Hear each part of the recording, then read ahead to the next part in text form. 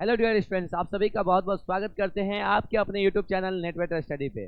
जैसा कि आप लोगों को पता है कि सिंपल इंटरेस्ट का सीरीज हमारे इस चैनल पर फ्री ऑफ कॉस्ट में चल रहा है। साधारण ब्याज के टाइप 9 के बारे में आज पढ़ेंगे। इससे पहले हम टाइप 8 तक पढ़ चुके हैं। टाइप 1 से टाइप 8 तक के वीडियो को देखने के लिए आप उस आई बटन पर क्लिक करके देख सकते हैं।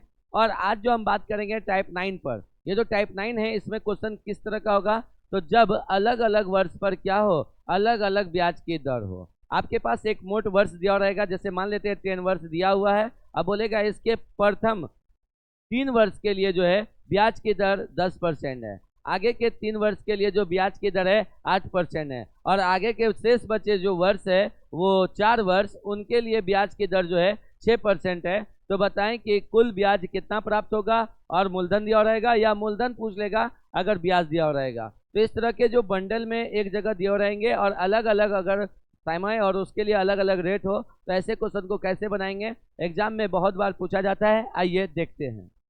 सबसे पहला नंबर क्वेश्चन यहाँ पे ध्यान दीजिए कि 10 वर्षों का एक बंडल है। 10 वर्ष में कोई धनराशि साधारण ब्याज पर पहले 3 वर्षों के लिए 6%, यानी ये जो कहानी है ये कितने वर्षों का कहानी है, 10 वर्षों का है। इनमें से जो पहला 3 वर्ष है, पहला 3 वर्ष के लिए कितना है, 6%। तो 6% के हिसाब से पर ईयर अगर लग रहा है तो 3 वर्ष में कितना परसेंट ब्याज लग रहा होगा, 18%। अगले 5 वर्ष के लिए, अगले 5 वर्ष के लिए जो ब्याज है वो कितना है, अगले 5 वर्ष के लिए वो ब्याज है 8%। 8% करके 8 पंजे 40% हो जाएगा ब्याज।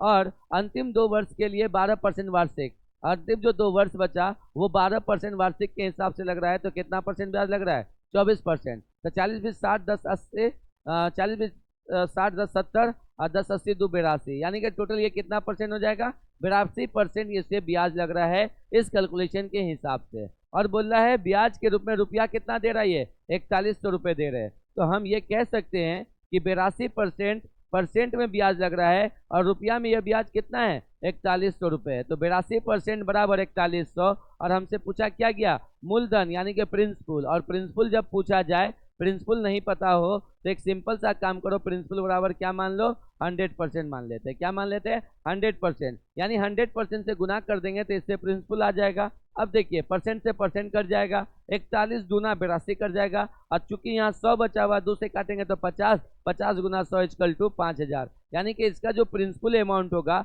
वो कितना होगा, 5000 होगा। मूलधन कितना हो जाएगा, 5000। ऑप्शन नंबर बी इसका सही जवाब होगा। आई होप आप लोग समझ पाए होंगे। बिल्कुल कुछ नहीं करना। 3 वर्ष के लिए प्रत्येक वर्ष 6% 18, 5 वर्ष के लिए प्रत्येक वर्ष 8% 40, 2 वर्ष के लिए 12% करके 24। इस हिसाब से जब जोड़ेंगे तो 82% ब्याज लग रहा है, और यही ब्याज 4100 रुपये के बराबर हो जाएगा। 100% कर देंगे तो इससे क्या निकल जाएगा, प्रिंसिपल निकल जाएगा। इस तरह से इस क्वेश्चन को आप इजिली सॉल्व कर पाएंगे। आइए एक और ऐसे ही क्वेश्चन हम कराते हैं। क्वेश्चन नंबर 2 आपके प्रैक्टिस के लिए एक और क्वेश्चन देते हैं। अब अगला क्वेश्चन है, 9 वर्ष में किसी धनराशि को, अब ये बंडल कितने वर्ष का है, 9 ईयर का है। और ये 9 ईयर के बंडल में क्या कह रहा है कि पहले 3 वर्ष के लिए 5%, तो 3 गुना 5 इक्वल टू 15% टोटल ब्याज लग रहा है। अगले 3 वर्ष के लिए फिर से आगे का 3 वर्ष के लिए 60%, यानी 7 या 21% ब्याज लग रहा है। और अंतिम के 3 वर्ष के लिए फिर से एक और 3 वर्ष है, उनके लिए 9% ब्याज लग रहा है। देखिए कि अगर आप कैलकुलेशन करेंगे तो यहाँ देखिए 3 साल 3 साल 3 साल, टोटल 9 साल हो गया। 9 साल का यहाँ पे कैलकुलेशन भी आ गया, और 9% के हिसाब से यहाँ पे हो जाएगा 9 या 27%।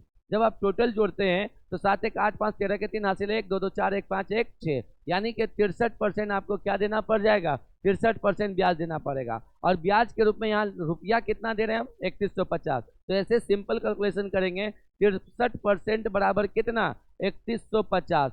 63% बराबर 3150। और हमें निकालना क्या है, मूलधन। और मूलधन बराबर यानी प्रिंसिपल बराबर निकालना हो जब, और नहीं पता हो तो इसे क्या मानते हैं, 100% मानते हैं। हम शुरू से बताते हुए आ रहे हैं। 100% पे क्लिक करेंगे और यहाँ से परसेंट कट जाएगा, और यहाँ पर 63 पंचे 315 होता है। 50 गुना 100 इक्वल टू 5000, यानी इस क्वेश्चन का भी आंसर प्रिंसिपल कितना हो जाएगा, 5000 हो जाएगा। ऑप्शन नंबर डी इसका सही जवाब होगा। आई होप आप लोग समझ पाए होंगे। किसी को कोई दिक्कत है, आप लोग अगर किसी तरह का कोई दिक्कत लग रहा है तो आप यहाँ पर क्वेश्चन को पढ़िए, वहाँ जो मैंने कैलकुलेशन किया उसको देखिए, आप इजीली सॉल्व कर पाएंगे। आइए अगले क्वेश्चन नंबर 3 को करते हैं। देखिए ये क्वेश्चन आपके लिए है, आप लोग इसका आंसर कमेंट बॉक्स में देंगे। बस मैं एक थोड़ा सा बता दे रहा हूँ, यहाँ पर बंडल कितने वर्षों का है, 8 ईयर का बंडल है, ठीक है। और यहाँ कह क्या रहा है कि पहले 2 वर्ष के लिए, 2 वर्ष के लिए कितना परसेंट, 4%, और अगले 3 वर्ष के लिए कितना परसेंट, 3 वर्ष के लिए प्रत्येक वर्ष कितना परसेंट लग रहा है, 6%। और शेष बचे 3 वर्ष के लिए, 3 3 6 2 8 हो जाएगा, शेष बचे 3 वर्ष के लिए 10% के हिसाब से रेट लग रहा है प्रत्येक वर्ष। जब प्रत्येक वर्ष 4 से तो 4 दूना 8 हो जाएगा, और 6 से 3 वर्ष के लिए 18% हो जाएगा, और यहाँ पर 10 से 3 वर्ष के लिए 30% हो जाएगा। इस हिसाब से टोटल कितना ब्याज यहाँ लगेगा, इसके हिसाब से आप लोग इस क्वेश्चन का आंसर कमेंट बॉक्स में दीजिए कि इसका प्रिंसिपल अमाउंट यानी मूलधन क्या होगा। तो ये था आज का हमारा क्लास टाइप 9 के ऊपर। जब एक बंडल में ईयर दिया हो और उस बंडल वाले ईयर को टुकड़े टुकड़े में कर करके रेट दिया हो, तो हम लोग प्रिंसिपल या इंटरेस्ट कैसे निकालते हैं, इस पर आधारित ये क्वेश्चन था। तो ये टाइप 9 इसी जगह पे समाप्त होता है। अब हम मिलेंगे टाइप 10 के साथ। आज के लिए इतना ही। जय हिंद, जय भारत।